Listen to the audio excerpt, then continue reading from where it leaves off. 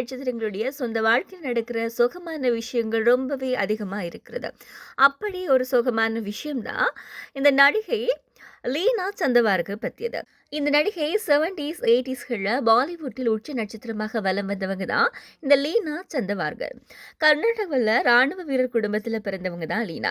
இவங்க கடந்த 1968ஆம் ஆண்டு வெளியான மாகா மீத் அப்படின்ற படத்தின் மூலமாக திரையுலகில் கால் பதிச்சாங்க. அப்போது முன்னணி நடிகர்களாக வலம் வந்த வினோத் கண்ணா, ராஜேஷ் கண்ணா, திலீப் குமார் ஆகியோட தொடர்ந்து நடிச்சு முன்னணி நடிகையாக உயர்ந்தாங்க லீனா சந்தவார்கர். சினிமாவினுடைய உச்சத்தில் இருக்கும்போது நடிகை லீனாவுக்கும் சித்தார்த் என்பவருக்கும் இடையே பழக்கம் ஏற்பட்டுள்ளது. இந்த சித்தார்த் அப்படின்றவர் கோவாவின் முதலமைச்சராக பந்தோட்கரின் மகன் அப்படின்னு சொல்லப்படுகிறது. இருவரும் காதலித்து திருமணம் செய்து கொண்டாங்க. அப்போ நடிகை லீனாவுக்கு வயது 24. பல்வேறு கனவுகளோட திருமண வாழ்க்கையை லீனா அடியெடுத்து வச்சாங்க. ஆனா காலம் அவருக்கு மிகப்பெரிய சோகத்தை பரிசளித்தது. திருமணமான 11வது நாளில் லீனாவின் கணவர் சித்தார்த் உயிரிழந்தாங்க. துப்பாக்கியை சுத்தம் செய்து கொண்டிருந்த வேளையில எதிர்பாராத விதமாக துப்பாக்கி வெடித்தது.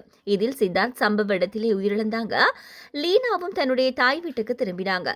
பழியெல்லாம் லீனா மீதே விழுந்தது. லீனாவை பலரும் ராசி இல்லாதவர் அப்படின்னு சொல்லி தங்களுடைய பேச்சால் வாட்டி எடுத்தாங்க.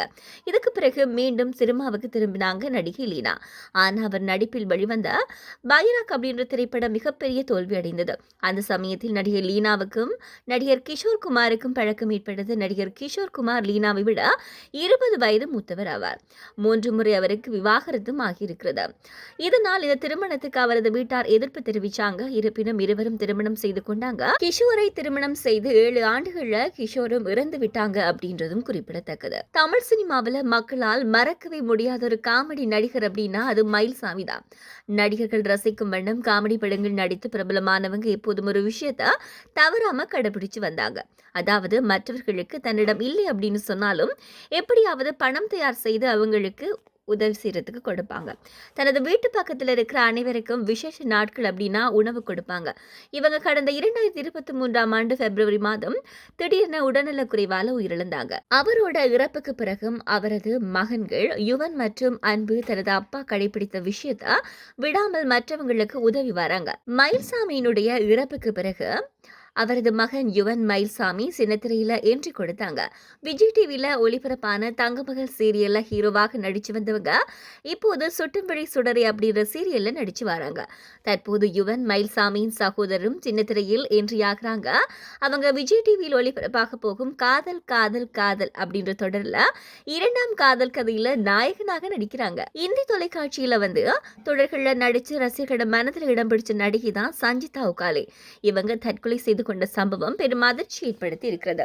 நடிகை சஞ்சிதா உகாலே சின்னத்திரை மற்றும் வெள்ளித்திரை அப்படின்னு சொல்லி இரண்டிலையுமே மிகவும் பிரபலமானவங்க. வெப் தொடர்கள் மட்டுமல்லாம திரைப்படங்களையும் நடிச்சு வந்திருக்கிறாங்க. பாலிவுட் திரையுலகில் நடிகர் விக்கி கௌஷால் நடித்து மாபெரும் வெற்றி பெற்ற சாவா திரைப்படத்துல நடிகை சஞ்சிதா உகாலே நடிச்சிருந்தாங்க. இந்த நிலையில மும்பையில் இருக்கிற தன்னுடைய வீட்டில் நடிகை சஞ்சிதா சடலமாக கண்டெடுக்கப்பட்டிருக்கிறாங்க. தந்தை மற்றும் சகோதரியோட வசித்து வந்த இவங்க வீட்டில் ஆள் யாரும் இல்லாத நேரத்தில் தற்கொலை செய்து கொண்டதாக சொல்லப்படுகிறது. தகவல் அறிந்த சம்பவ இடத்துக்கு காவல்துறையினர் போயிருக்கிறாங்க. தற்போது இது குறித்து விசாரணை மேற்கொண்டு வராங்க. ஆனால் நடிகை சஞ்சிதா உகாலே தற்கொலை செய்து கொண்டதற்கான காரணம் இதுவரை எதுவுமே தெரியவில்லை. நடிகை சஞ்சிதாவின் மரணம் அவரது ரசிகர்கள் மத்தியில் பெரும் அதிர்ச்சி ஏற்படுத்தியிருக்கிற நிலையில அவர்கள் தங்களது இரங்கலை சமூக வலைதளங்கள் மூலம் தெரிவிச்சு வராங்க. சஞ்சிதா தற்கொலை செய்து கொண்ட தினம் கடந்த ஜூன் 14ஆம் தேதி 2026. இதே நாளில் 6 ஆண்டுகளுக்கு முன் பாலிவுட் நடிகர் சுஷாந்த் சிங் ராஜ்பூட் தற்கொலை செய்து கொண்டாங்க அப்படின்றதும் குறிப்பிடத்தக்கது. இந்த 2 சம்பவங்களும் ஒரே தேதியில் நடந்திருக்கிற நிலையில சஞ்சிதா உகாலேவின் சகோதரர் ஆகாஷ் இந்த 2 சம்பவங்களையும் தொடர்படுத்தி பேசியிருக்கிறாங்க. அதில் சுஷாந்த் சிங் ராஜ்பூட் 2020ஆம் ஆண்டு ஜூன் 14ஆம் தேதி அங்கு தற்கொலை செய்து கொண்டார். ஏன் அப்படின்னா பாலிவுட் அவர் மீது மிகுந்த அழுத்தத்தை கொடுத்தது. அந்த அழுத்தத்தின் காரணமாக அவர் தற்கொலை செய்து கொண்டார்.